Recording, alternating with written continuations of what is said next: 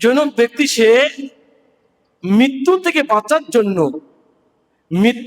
বাঁচার জন্য সে কি করলো, কাচের গ্লাস, অর্থাৎ রুম ছিল, এই রুমের চতুর্দিক দিয়ে কাচের গ্লাস দিয়ে, সুন্দর করে কাচের গ্লাস ঢেকে দিয়েছে মৃত্যুর থেকে বাঁচার জন্য। তা ধারণা পোকা মাকড় কোনো কিছু আসতে পারবে না, এমনকি আজরাইল আলাইহিস সালাতু ওয়াস সালামও আসতে পারবে না। এই জন্য তাহার সমস্ত রুমটাকে সে কাচের গ্লাস দিয়ে ঢেকে দিয়েছে। আমার ভাইয়েরা, আমার জৈনক মহিলা, তার প্রসব বেদনা শুরু হয়ে গেছে। নিজস্ব একটা গোলাম ছিল, গোলামের বয়স ছিল 12 থেকে 13 বছরের। গোলামকে ডাক দে, বলে গোলাম, আমার প্রসব বেদনা শুরু হয়ে গেছে, আগুনের প্রয়োজন, একটু আগুনের ব্যবস্থা করো। গোলাম আগুনের সন্ধানের জন্য মনিবের কথা অনুযায়ী আগুনের সন্ধানের জন্য বের হয়ে গেছে। রাস্তা দিয়ে চলছে, সামনে দেখা হয়ে যায় একজন লোকের সঙ্গে, যেই লোকটার মাথায় টুপি, যেই লোকটার মুখে লম্বা দাড়ি, যেই লোকটার গায়ে লম্বা জুব্বা। লোকটা জিজ্ঞাসা করলো, তুমি কোথায় যাচ্ছ গোলাম? আমার মনিবের প্রসব বেদনা শুরু হয়ে গেছে, আগুনের দরকার, আগুনের সন্ধান আমি বের হয়ে গেছি। আমার ভাইয়ের, আমার বুজুর্গ ব্যক্তি বলতেছে, তুমি আগুন আনার জন্য রওনা হয়ে গেছো, আর আগুন আনতে যেতে হবে না, আগুন আনার কোনো প্রয়োজন নয়। তোমার মনিবের একটা কন্যা সন্তান দুনিয়ার মাঝে আসছে।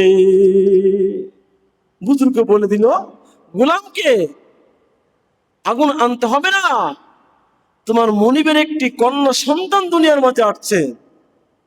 তবে একটা কথা জেনে নাও, যেই মেয়েটা দুনিয়ার মাঝে আসছে, এই মেয়েটা বড় হয়ে 100 জন পুরুষের সাথে সে ব্যভিচার করবে, 100 জন পুরুষের জীবনটা নষ্ট করে দিবে। আমার ভাই, আমার গোলামের মধ্যে কথাগুলো বারবার করে ভাসিয়ে আসছিল, গোলামের ভিতরে এই কথাগুলো বারবার ভাসছিল। বুজুর্গের কথা যদি সত্যই হয়, আমি আগুন আনতে যাইব না, এই বদ মেয়েটাকে আগে হত্যা করব। তাহলে বুজুর্গকে বলতেছে, যদি আপনার কথা সত্য হয়, তাহলে আমার আগুনের প্রয়োজন নয়, আমি বাড়িতে যাব, বাসায় গিয়ে আগে এই বদ শিশুটাকে আমি দুনিয়ার থেকে বিদায় করে দিব। আমার ভাইয়ের, আমার গোলামের কাছে ছোট্ট একটা ছুরি ছিল, ধারওয়ালা ছুরি। গোলাম আগুন তো নেওয়ার কথা, আগুন তো নেই নাই, ছুরি নিয়ে ঘরের মধ্যে প্রবেশ করছে। সুযোগ মতন নবজাত ছোট্ট শিশুর পেটে একটা পোষ দিয়ে দিয়েছেন। সুযোগ মতন নবজাত ছোট্ট শিশুর পেটে আঘাত দিয়েছে, যে আঘাতের কারণে তার ভুঁড়িগুলো বের হয়ে গেছে। মনিব অবাক হয়ে গেছে, কিরে আমার এত বিশ্বস্ত গোলাম সে কি করলো? মনিব অবাক, আমার বিশ্বস্ত গোলাম এটা কি করলো? আমার ভাইয়ের, আমার গোলাম এবার চিন্তা করতেছে, হয়তোবা আমি কাজটা ভুল করে ফেলেছি, এই শিশু বাচ্চা তো কোনো অপরাধ করে নাই, আমি কেন তার পেটে আঘাত দিয়ে দিলাম? এখন মানুষ তো আমাকে বুঝবে না, মানুষ আমাকে ছাড়বে না, মানুষ তো আমাকে মেরে ফেলবে। মানুষকে যদি আমি বুজুর্গের কথাগুলো বোঝানোর চেষ্টা করি, কোন মানুষ আমার কথা শুনবে না, আমার বুঝ কেউ নিবে না। আমার ভাইয়ের, আমার গোলাম ঘর থেকে বের হয়ে আসছে, বুজুর্গের সন্ধান করতেছে। গোলামের ধারণা, বুজুর্গ ব্যক্তি যদি এলাকার মধ্যে কথাগুলো বলে দেয়, হয়তোবা এলাকার লোকেরা বুঝ নিবে, আর আমি মার থেকে বেঁচে যাব। বুজুর্গের সন্ধানে বের হয়ে গেছে, না বুজুর্গকে দেখা যায় না, কোথাও বুজুর্গকে দেখা যায় না। যেহেতু বুজুর্গ নেই, সেহেতু এই এলাকায় আমার থাকা চলবে না। আমার ভাইয়ের আমার, অল্প সময়ের মধ্যে গোলাম এলাকা ছেড়ে শত শত মাইল দূরে অন্য একটা এলাকায় চলে গেল। এদিক দিয়ে আল্লাহ রাব্বুল আলামিনের হুকুমে নবজাতক ছোট্ট শিশুটা বেঁচে গেল। এলাকার লোকেরা তার ভুঁড়িগুলো পেটের মধ্যে দিয়ে দিল আর সেলাই করে দিল। আল্লাহ রাব্বুল আলামিনের হুকুমে শিশুটা সে বেঁচে গেল। শিশুটা আস্তে আস্তে করে বাড়তেছিল, আস্তে আস্তে করে বাড়তেছিল, বড় হতেছিল। ওদিক দিয়ে গোলাম যেই এলাকার মধ্যে চলে গেছে, সে এলাকার মধ্যে ব্যবসার মধ্যে নিয়োজিত হয়ে গেছেন। ব্যবসা করতেছিল, ব্যবসা করতেছিল, গোলাম আস্তে আস্তে বড় হচ্ছিল। এক পর্যায়ে অল্প কয়েক বছরের মধ্যে গোলামটা অনেক টাকাওয়ালা হয়ে যায়, টাকাওয়ালা হয়ে যায়, টাকাওয়ালা হয়ে যায়, কোটিপতি হয়ে যায়। গোলামটার বিবাহের বয়স হয়ে গেছে। গোলাম নিজ বাড়িতে লক্ষ লক্ষ লক্ষ লক্ষ টাকা পাঠিয়ে দিয়েছেন। এলাকার মুরব্বীদেরকে বলতেছে, এলাকার মুরব্বীদেরকে বলতেছে, আমি যে টাকা পাঠিয়েছি, টাকা দিয়ে প্রাসাদ নির্মাণ করো, প্রাসাদ নির্মাণ করো। আমার ভাইয়েরা, আমার প্রাসাদ নির্মাণ করা হয়ে গেছে। এবার গোলাম মুরব্বীদেরকে বলতেছে, আমার বিবাহের বয়স হয়ে গেছে, আমার প্রাসাদ এবং আমার দিকে তাকিয়ে সুন্দর একটি মেয়ের ব্যবস্থা করো, যে মেয়েটাকে আমি বিবাহ করব। ঠিক আছে। যখন এলাকার ভিতরে গোলাম এই কথাটা বলে দিল, আমার বিবাহর বয়স হয়ে গেছে, এখন আমার প্রাসাদ এবং আমার দিকে লক্ষ্য করে এরকম একটা সুন্দরীর মেয়ের ব্যবস্থা করো, যাকে আমি বিবাহ করব। আমার ভাইয়েরা আমার, মেয়ের ব্যবস্থা হয়ে গেছে। গোলাম বাড়িতে চলে আসছে, মেয়ের সঙ্গে গোলামের বিবাহ হয়ে গেছে। বিবাহ কমপ্লিট হয়ে গেল। প্রথম রজনীতে যখন তারা রাত কাটাইতেছিল, আমার ভাই আমার, স্বামী স্ত্রীর মধ্যে কথা উঠেছিল। দীর্ঘ সময় কথা হওয়ার পরে গোলাম লক্ষ্য করলো, গোলাম তাকায় দেখে তার বিবির পেটের উপরে একটা দাগ। বিবিকে জিজ্ঞাসা করলো, বিবি তোমার পেটের উপরে একটা দাগ দেখে, এই দাগটা কিসের দাগ? বিবি বলতেছিল, স্বামী আমি যখন দুনিয়ার মাঝে আসছি, দুনিয়ার মাঝে যখন আমি আসছি, তখন আমার মায়ের একটা গোলাম ছিল, আমার মায়ের গোলাম আমার পেটে আঘাত দিয়েছে। যে আঘাতের কারণে আমার নাড়ি বুড়িগুলো বের হয়ে গেছিল, নাড়ি বুড়িগুলো ভিতরে দিয়ে আমার পেটের উপরে সেলাই করা হয়েছিল। আল্লাহ রাব্বুল আলামিনের হুকুমে আমি বেঁচে আছি। আমার ভাইয়ের, আমার মেয়েটার মুখে যখন তার স্বামী এই কথাগুলো শুনলো, গোলাম অবাক হয়ে গেছে, গোলাম অবাক হয়ে গেছে। হয়তোবা এটা সেই মেয়ে, যেই মেয়েকে শেষ করে দেওয়ার জন্য আমি পেটের উপর আঘাত দিয়েছিলাম। গোলাম বলতেছিল, বিবি তোমার কথা যদি সত্য হয়, যেই গোলাম তোমার পেটে আঘাত দিয়েছিল, তোমার কথা যদি সত্যই হয়, তাহলে একটা সুসংবাদ তুমি শুনে নাও, একটা সুসংবাদ তুমি শুনে নাও।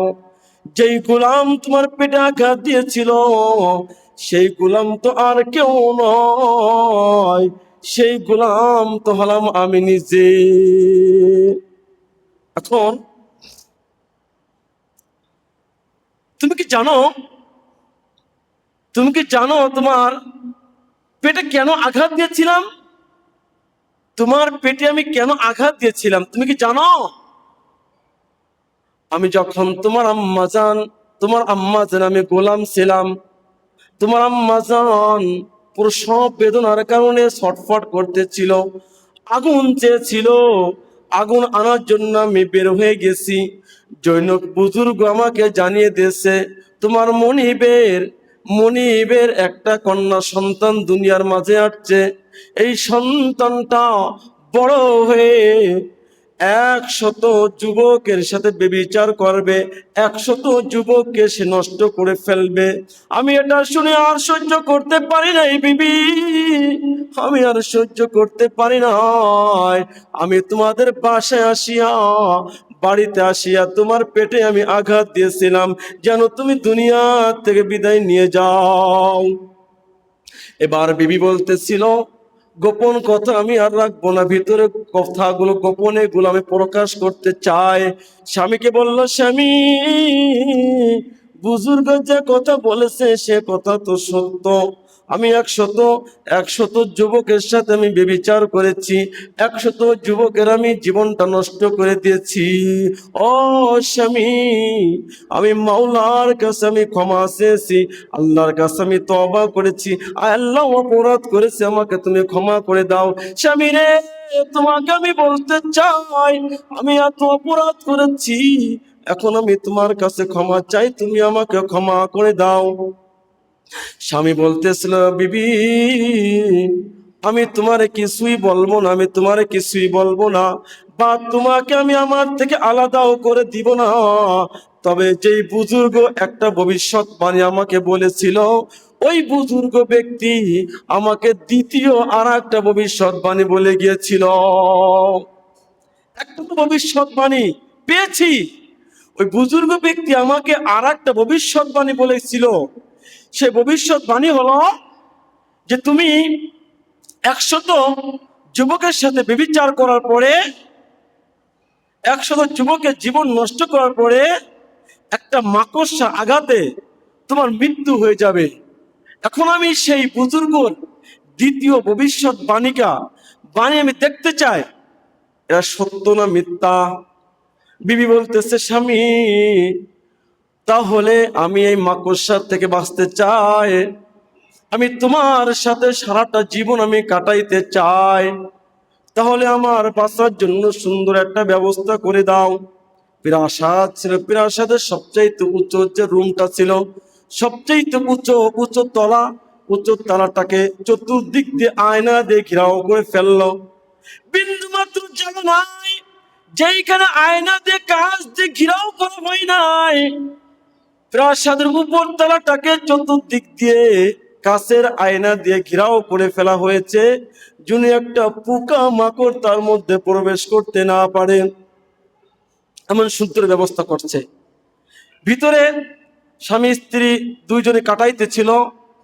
তাদের চিন্তা হলো, যেহেতু কাঁচ দিয়ে ঘেরা, পোকা মাকড় কিছু আসবে না, আর মাকড়সা তো আসবেই না, আমার মৃত্যু হবে না। দিন যায় রাত যায়, রাত যায় দিন যায়, দীর্ঘদিন চলে যায়। হঠাৎ করে স্বামী ঘুম থেকে উঠে তাকাই, দেখে ছাদের নিচের তলায় একটা মাকড়সা, যেরকম মাকড়সার কথা বলেছিল ওই বুজুর্গ ব্যক্তি। বিবি, আর ঘুমাইস না রে বিবি, আর ঘুমাইস না। ও বিবি, ওঠো, তোমার মরণের পরোয়ানা, মরণের টিকিট নিয়ে মাকড়সা হাজির। বিবি হাসতেছিল, এরকম মাকড়সা তো আমি ছোটকালে শিশু অবস্থায় হাতের মধ্যে ফেলে কত মাকড়সা আমি শেষ করে দিয়েছি, এ মাকড়সা কিছুই না। হ্যাঁ, বিবি এখন লাঠির ভিতর দিয়ে লাঠি দিয়ে আঘাত করেছে, যে আঘাতের কারণে মাকড়সাটা নিচে পড়ে গেছে, আর ওই মাকড়সাটা লাঠি দিয়ে বিবি শেষ করে দিয়েছে। মাকড়সাটা মৃত্যুবরণ করেছে। এখন ওই মাকড়সার প্রতি বিবির এতটা রাগ, ওই মেয়েটার এতই রাগ মাকড়সার প্রতি, সে জেদকে মাকড়সার প্রতি আবার দ্বিতীয়ভাবে ফলাইতেছিল, অর্থাৎ জেদ কমে না। এখন সে পায়ের গোড়ালি দিয়ে মাকড়সার উপর আঘাত করেছে, যে আঘাতের কারণে মাকড়সাটা ছিন্ন বিচ্ছিন্ন হয়ে গেছে। এখন ওই মাকড়সার ভিতর থেকে একটা কাঁটা তার পায়ের গোড়ালিতে ঢুকে গিয়েছে, আর যন্ত্রণা শুরু হয়ে গেছে।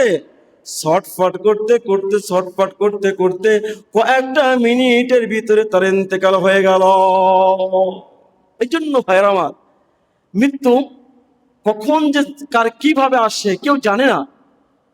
আজকে আমি এখন সুস্থ আছি, আমি জীবিত মানুষ হাঁটতেছি, মুহূর্তের মধ্যে আজরাইল আলাইহিস সালাতু ওয়াস সালাম আসবে, আমার রুহটা বের করে নিয়ে যাবে, আমাকে সময় দিবে না।